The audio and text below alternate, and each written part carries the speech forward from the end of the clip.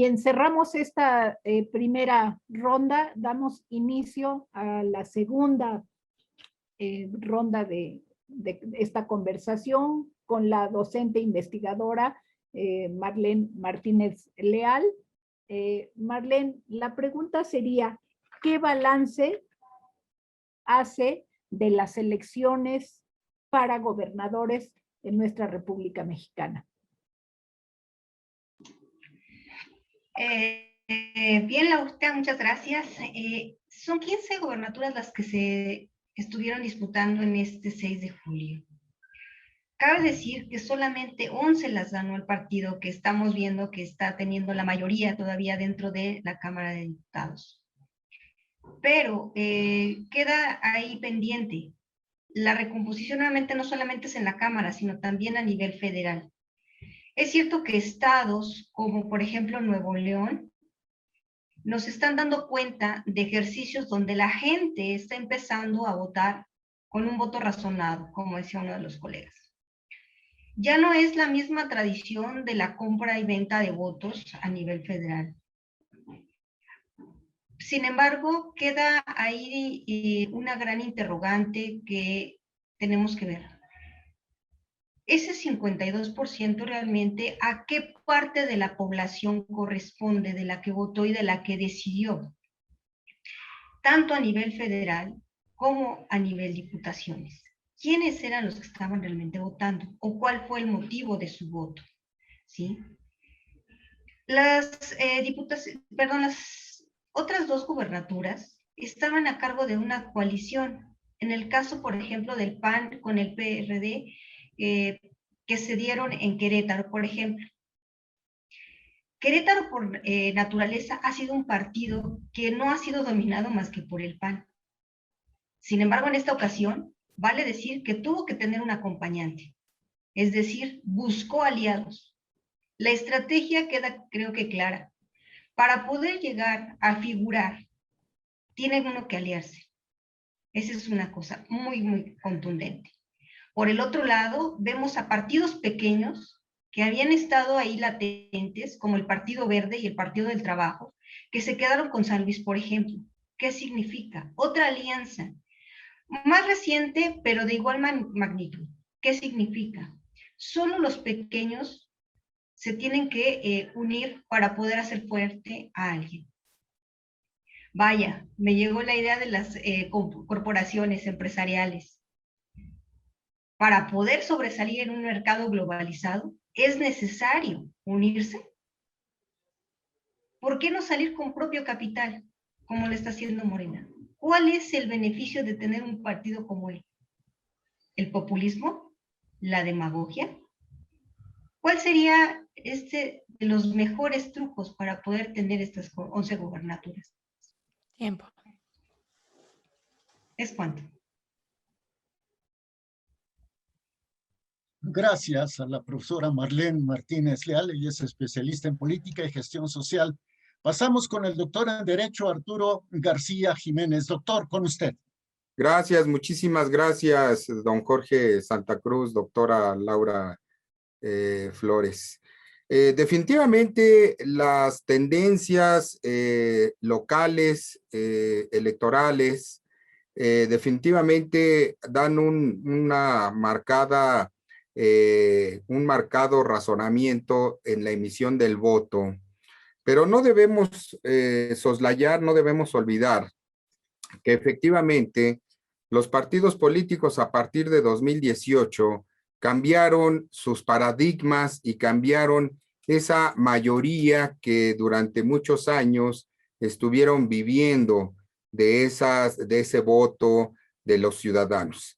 Hoy por hoy, creo que desde el Pacto por México, que suscribieron Partido Acción Nacional, Revolucionario Institucional y de la Revolución Democrática, del 1 de diciembre de 2012, allá en el Castillo de Chapultepec, siguen creo que con esa misma tendencia de unión para poder enfrentar precisamente a la fuerza electoral que avasalladoramente en 2018 trajo Morena.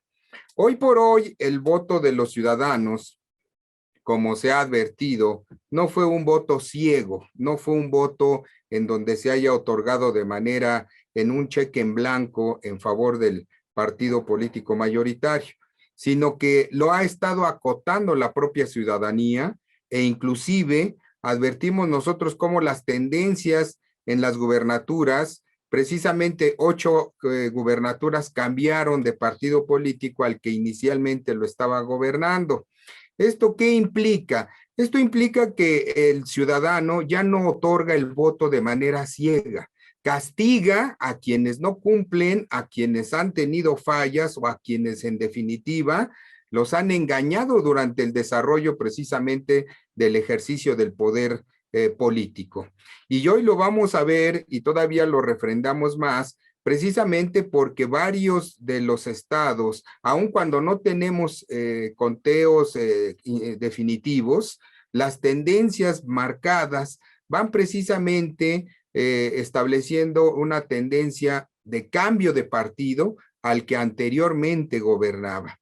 Esto significa en definitiva que hay nuevos paradigmas, hay nuevas esperanzas, hay nuevas visiones para poder lograr que haya un cambio verdadero en cada entidad federativa y no solamente se queden contentos con las promesas no cumplidas. Esta sería mi opinión.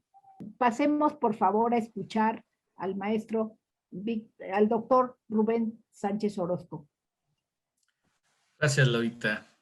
Pues sí, efectivamente, hablando de los gobiernos, el hablar de que, aunque no están definitivos los resultados, 11 gobernaturas de las 16 que estaban en participación de cambio, y 11 son para el partido de Morena con su coalición o con sus coaliciones, pues indica nuevamente pues, ser un ganador.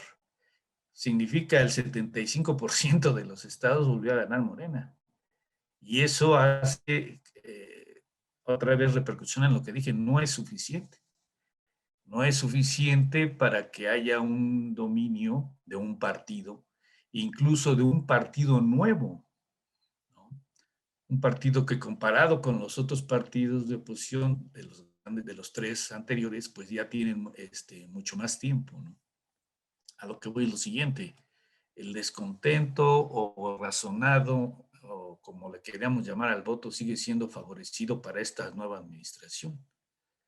Y eso, pues no lo podemos nosotros cuestionar. En cuestión de que la mayoría de la gente sigue votando por un partido nuevo, en donde su discurso, en donde la persona que lo dirige sigue siendo como caudillo, y la mayoría de la gente pues sigue votando por ellos, ¿no?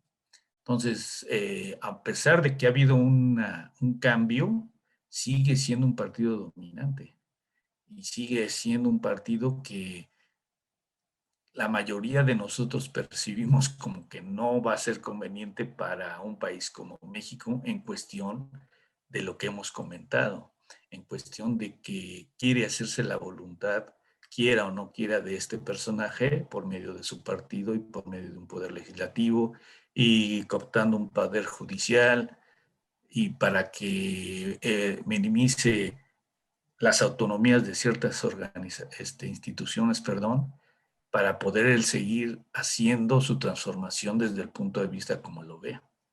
Y ese yo creo que es el mayor peligro que existe para este México actual y en los próximos 3 años, ¿no?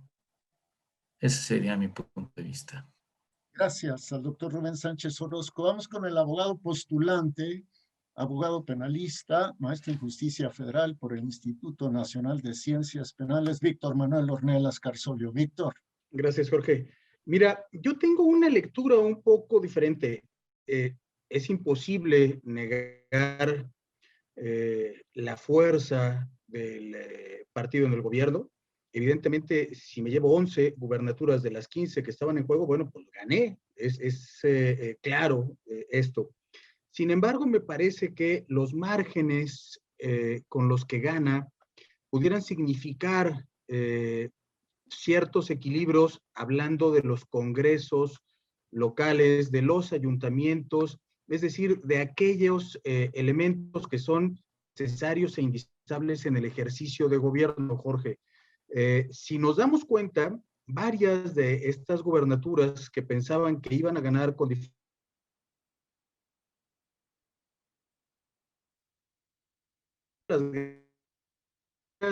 van a ganar con diferencias de un solo dígito en algunos casos. Esto me permite vislumbrar que locales y el gobierno podrán tener un equilibrio mayor y eso en alguna forma, digamos, limitará el ejercicio de gobierno arbitrario. Finalmente, de eso se trata. Y me llama la atención particularmente en el que el candidato, pues es un candidato arraigos, sin trayectoria, y que gana, como lo decían mis copanelistas, pues finalmente por la imagen de un caudillo que sigue siendo el presidente de la República, que sigue teniendo una popularidad importante, y eso es lo que sigue teniendo como efecto que los candidatos ganen acompañados.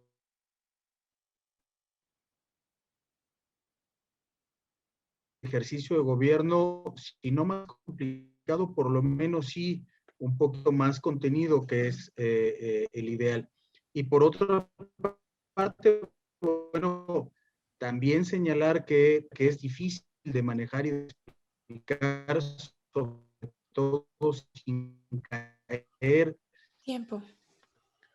en mayor capacidad económica, con mayor fuerza, siguen estando en manos de la oposición. Gracias, maestro Víctor Ornelas. Vamos ahora con el profesor en la Facultad de Derecho, profesor por oposición, Roberto Jesús Tapia Castillo. Muchas gracias. Sí, bueno, hubo 15 gubernaturas que estuvieron en esta elección en juego, de las cuales aparentemente 11 quedan en manos de Morena y 4 en manos de lo que es la oposición, ¿no? ¿Qué lectura da esto? Bueno, para empezar, da la lectura de que también pues los gobernadores que de estos 15 estados, por lo menos 11, no hicieron un papel decoroso durante su legislación, durante su gestión. ¿Esto qué quiere decir? Que lamentablemente la gente está harta, ¿no? Y busca opciones. Y esto, pues no miran hacia otro lugar. Por ejemplo, vemos en Sonora. Sonora ha sido testigo de cuestiones muy graves, como el asesinato de los Levarón, toda una familia que falleció de manera brutal, niños, mujeres. Vimos también durante la época un poco anterior del PRI cómo morían 49 niños, si no mal recuerdo, en la guardería ABC y nunca se resolvió el asunto. No obstante que la Suprema Corte ejerció en aquella ocasión por última vez su facultad de investigación sobre violación de derechos humanos y, si no mal recuerdo, el ministro Cosío emitió una resolución que invariablemente decía que tenía que investigarse, ¿no? Que tenía que llevarse a fondo la investigación, lo cual nunca vimos y mejor falleció Orcasitas, que era el director del IMSS en aquella época de las dichosas guarderías subrogadas, que después vino a desaparecer el presidente Andrés Manuel, en lugar de investigar y en lugar de ver si se podía mejorar esto. Pero bueno, la cuestión es que vemos cómo hemos ido perdiendo también gubernaturas y no es una situación fácil, porque lo que se busca es un equilibrio de poderes, un equilibrio en el cual se le pueda decir de frente al presidente, no, esto no pasa porque es inconstitucional, y que los gobernadores tengan fuerza. Digo, ya también vimos cómo la CONAGO dejó de tener fuerza, y si bien la CONAGO, o sea, el Consejo Nacional de Gobernadores, no era un órgano constitucional, sino un órgano de facto, lo cierto es que de alguna forma aglutinaba esas necesidades, esos Tiempo. instancias. Gracias. No, se me acabó el tiempo. Gracias. Gracias. Vamos a dar inicio a la tercera ronda.